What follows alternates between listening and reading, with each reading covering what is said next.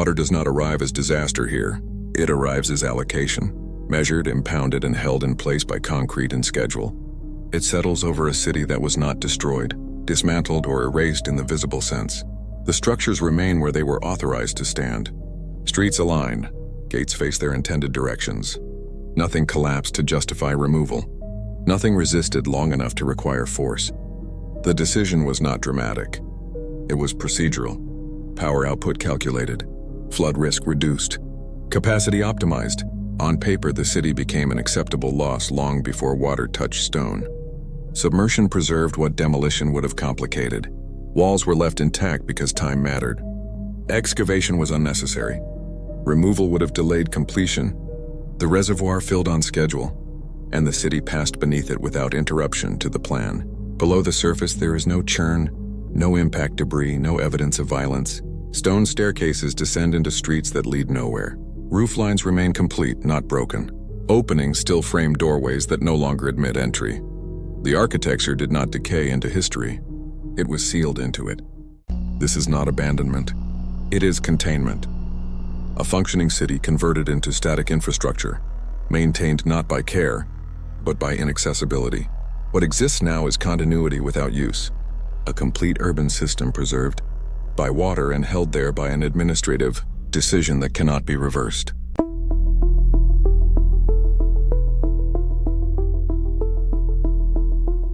The Xin'anjiang project did not begin as an intervention in urban life.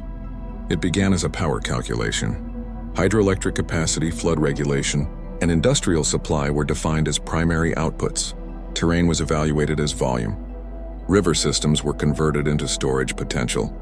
Elevation maps became resource maps. Settlements were not assessed for heritage or continuity. They were assessed for displacement feasibility. Within the planning framework, land had only two categories, usable and submergible. Shicheng fell into the second. No directive targeted the city as a site. No document identified it as a symbolic sacrifice. It was absorbed into a hydraulic model where valleys represented capacity and basins represented efficiency. Once reservoir volume was fixed, everything below the line became interchangeable. The constraint was structural. Power generation required storage height. Storage height required basin depth. Basin depth required clearance. Urban form did not alter those equations. The city's walls, gates, and administrative core were not obstacles to planning. They were irrelevant to it. Their presence did not change megawatt projections, flood tables, or irrigation outputs. Preservation would have introduced delays. Removal would have required resources. Submersion required neither. This is where the outcome became irreversible. Once hydraulic priority was approved, every downstream decision closed alternatives. Once elevation thresholds were set, relocation replaced negotiation. Once storage volume was locked, continuity became non-operational. The city transitioned from civic space to hydraulic inventory. Not removed. Not dismantled. Not redesigned. Reclassified. It did not fail. It did not decline. It did not decay. It was superseded by infrastructure logic, where water efficiency outweighed urban continuity, and administrative optimization replaced historical persistence. From this point forward, the city's future was not political or cultural. It was volumetric. Once hydraulic priority was fixed, population became a logistics problem. Relocation was not framed as an emergency measure or a corrective action. It was an implementation phase. Timetables were issued alongside construction schedules. Movement was synchronized with reservoir filling, not with civic transition. The objective was clearance by elevation, not resettlement by equivalence. Households were counted, registered, and reassigned. Compensation followed standardized categories. Land redistribution, grain allocations, housing at higher ground. Cash played a minor role because continuity of livelihood was not the metric. Compliance with schedule was. The scale eliminated discretion. Hundreds of thousands of people were moved across more than 1,000 settlements. Under these conditions, negotiation would have fractured timelines. Uniformity reduced friction. The system favored repeatable outcomes over tailored ones. Urban residents and rural villages were processed through the same administrative logic. The city did not receive separate treatment because it did not occupy a separate category. Its status as a county seat did not alter its destination. once elevation. Thresholds were crossed. There is no record of formal resistance within the surviving administrative summaries. That absence is structural, not incidental. The relocation framework did not provide a channel for refusal. It provided deadlines. Once reassignment orders were issued, remaining in place ceased to be an option, recognized by the system. What disappeared first was not architecture but jurisdiction. When offices closed and registries were transferred, the city's administrative function ended before physical submersion began. Governance was relocated ahead of people. By the time water entered the basin, the city no longer existed as an operating unit. The constraint here was time. Delays threatened power delivery and flood control targets. Accelerating relocation preserved the schedule. Preserving the schedule preserved the project. Everything else was secondary. Relocation did not fail to save the city. It was never designed to. It executed clearance efficiently, converting a populated administrative center into an empty volume, ready to be filled. After submersion, the city required no maintenance plan. There were no conservation budgets, no monitoring mandates, no custodial authority assigned to what lay beneath the reservoir. From an administrative standpoint, the site no longer existed as a place. It existed only as occupied volume, water held at a regulated level for power, generation, and flood control. This absence of management was not neglect. It was efficiency. Access was eliminated by depth. Intervention was eliminated by risk. Disturbance was eliminated by policy default. At 20 to 40 meters below the surface, ordinary interaction became impractical. Equipment requirements escalated. Liability increased. Any form of routine access would have introduced cost without operational return. As a result, the city remained untouched, not by protection but by exclusion. The physical conditions reinforce this outcome. The reservoir's water is cold, fresh, and largely still. Oxygen levels are low. There is no tidal action, no wave impact, no sediment flow capable of grinding structures down. Without air, metal corrodes slowly. Without current, walls do not shear. Without access, nothing is removed. The constraint here is not technical, it is systemic. Preservation is usually active. Scaffolding, reinforcement, restoration. Here, preservation is passive, denial of contact. What survives does so unevenly. Organic materials deteriorate. Timber weakens. Roof beams soften. But stone behaves differently. Gates, staircases, walls carved. Thresholds persist because the environment does not demand their failure. The city is not well preserved in a curatorial sense. It is stable in an infrastructural one. No authority revisits the decision because there is no incentive to do so. Reopening access would add cost. Removing structures would add risk. Leaving the city untouched maintains equilibrium between reservoir, operation, and submerged mass. This is preservation as a side effect of permanent closure.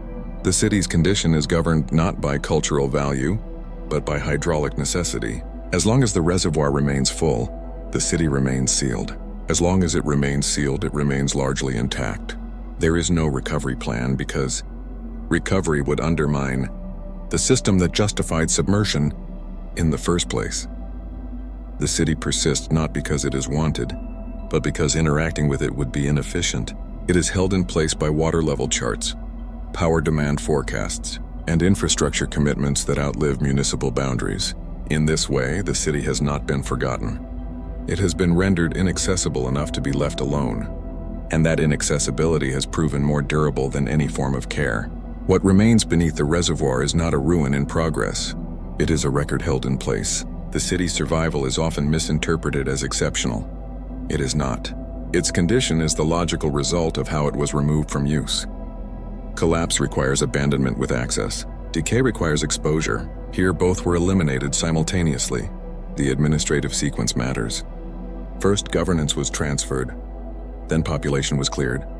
Then water was introduced. At no point did the city exist in an unmanaged state.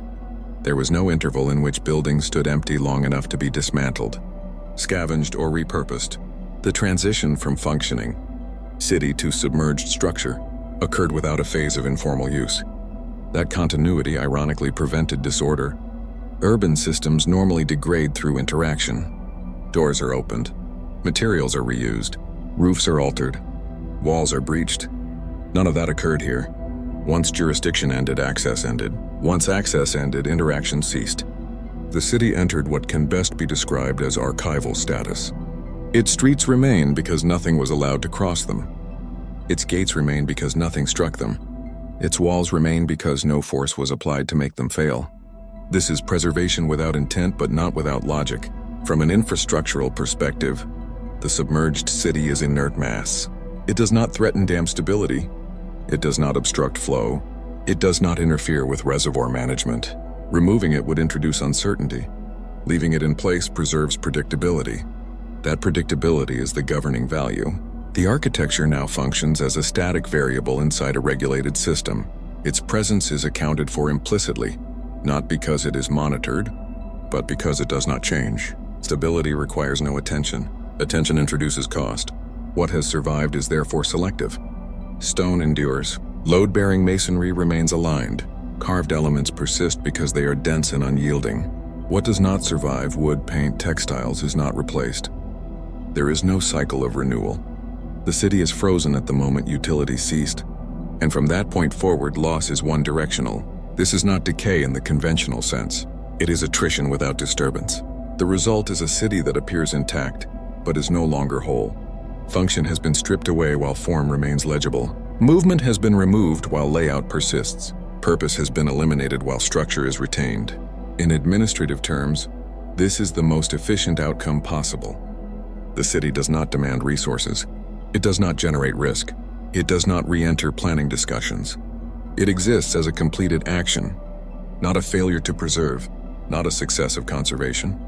An archived consequence of infrastructure logic, stored beneath water, stable enough to be ignored, and intact enough to confirm that nothing went wrong in the execution.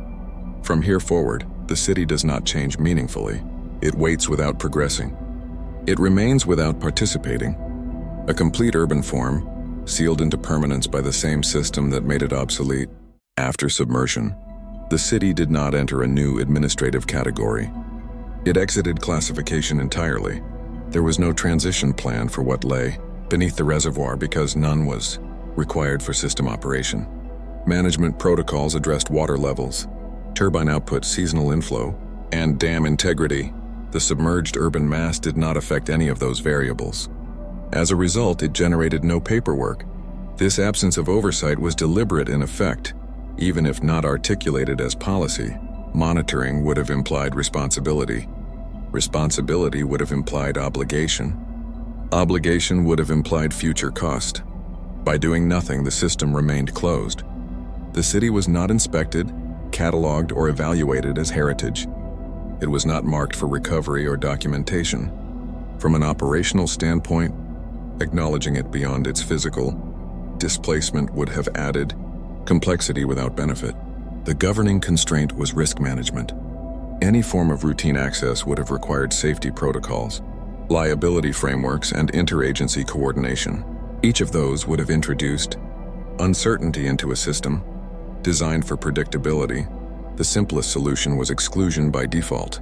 This is how the city remained untouched for decades, not protected by law, not concealed by secrecy, simply left outside the scope of action. When surveys eventually occurred, they did not alter management status.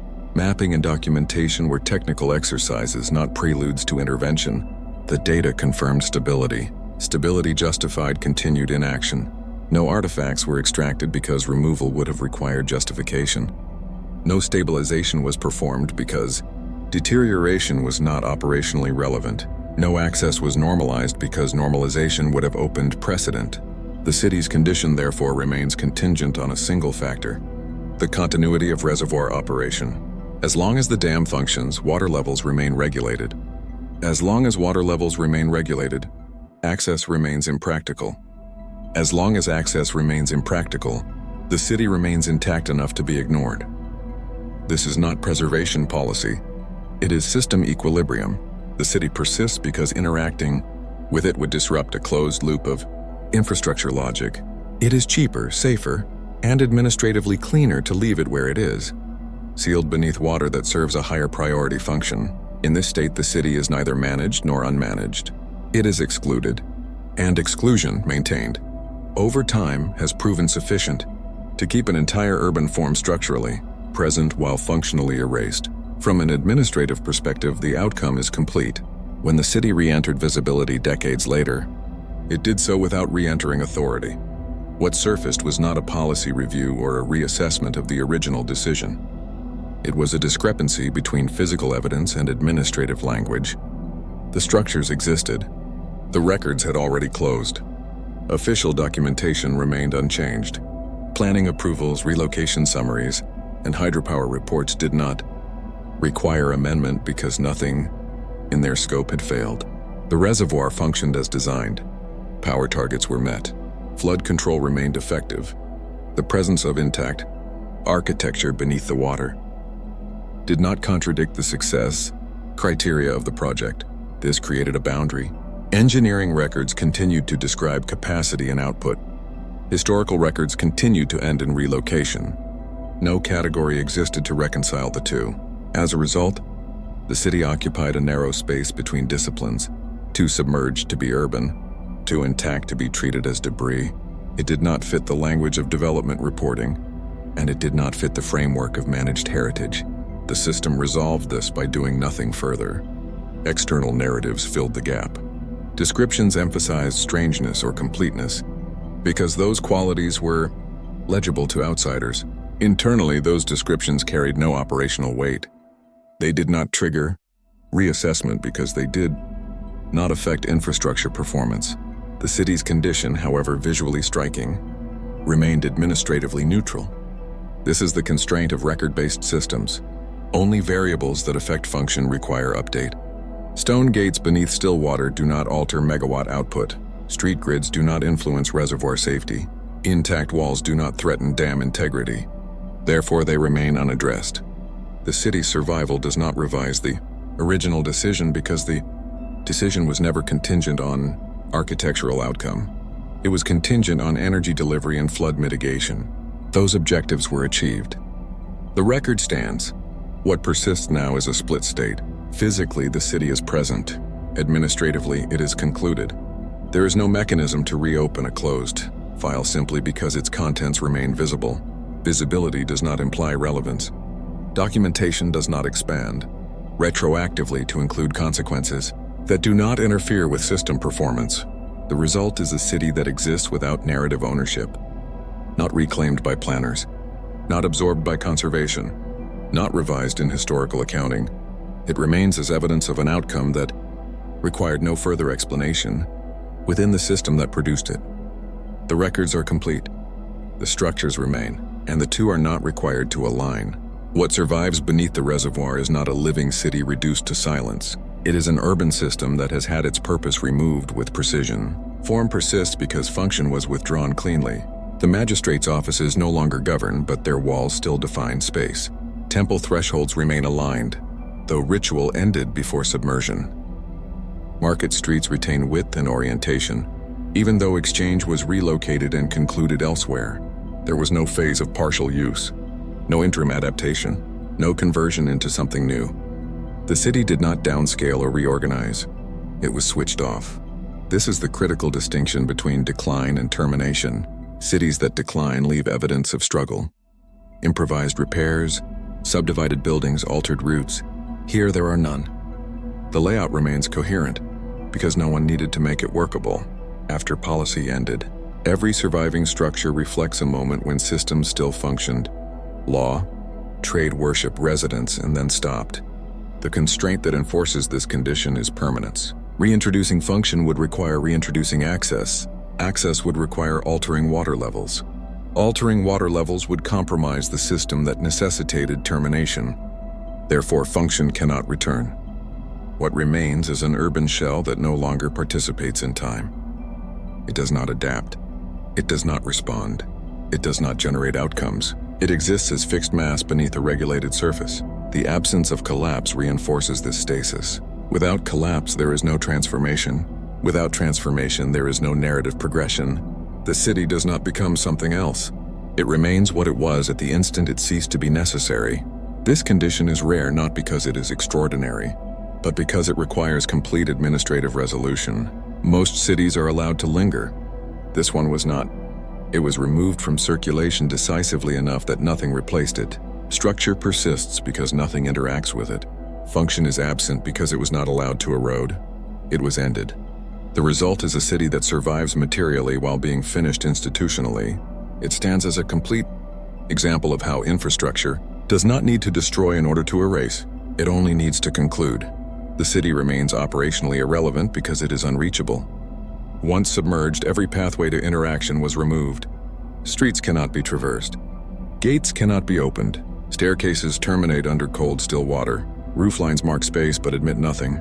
The built environment is present only as inert form. Access is not merely difficult. It is administratively and physically impossible. Diving, surveying, or intervention requires permits, equipment, and risk management frameworks that do not exist as part of routine governance. Any attempt to reach the structures would demand resources greater than their operational value. The system treats them as closed volumes. This inaccessibility enforces stability. No human presence means no alteration. No mechanical interference means no collapse. No legal claim means no reactivation. Even where documentation exists, it is a reference, not a mandate. Technical surveys conducted decades later confirmed conditions but did not trigger policy change. The water holds the city intact because engaging with it would disrupt operational equilibrium. The constraint is absolute. The city cannot return to function without dismantling the very system that justified its removal. From an administrative perspective, permanence is enforced passively. Infrastructure maintains the urban fabric more reliably than any active intervention ever could. The city continues beneath the reservoir, complete enough to be legible, inert enough to be irrelevant, and enclosed in a status that prevents any future participation. Here, presence does not equal agency. Continuity does not equal life.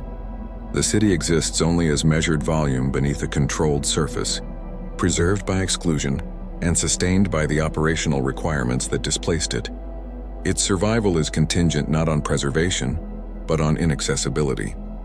Its endurance is not planned, only enforced. It persists because it cannot be touched. The city beneath the reservoir has reached its definitive condition. Structures endure. Stone walls, gateways, staircases, and carved thresholds remain aligned and intact. Streets remain visible beneath the still water. Roof lines remain whole, though functionally irrelevant. Wooden elements have decayed. Textiles and paint are gone. Yet the mass of the city persists without change. Function has been permanently removed. Governance no longer resides within its walls. Commerce no longer circulates through its streets. Ritual and residence ceased decades ago. There is no population, no office, no market, no life. The urban system exists only as form. The administrative decision that produced this outcome cannot be reversed. The reservoir cannot be drained without compromising power generation, flood control, and regional infrastructure. Any attempt to reactivate the city would conflict with objectives that remain higher priority than preservation. Its irrelevance is enforced by the same structures that ensure its survival. No intervention is required to maintain this state. No authority claims it. No system monitors it beyond the constraints of water and policy. Its condition is stable because interference is impossible, unnecessary, and inadvisable. The city has not collapsed. It has not failed. It has been archived. It exists as a complete frozen consequence of planning, execution, and containment.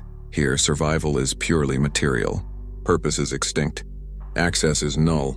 Continuity is suspended. And in this final measured state, the city endures exactly as intended, as an inert, permanent structure preserved by water, governed only by the infrastructure that replaced it, and closed to any future function.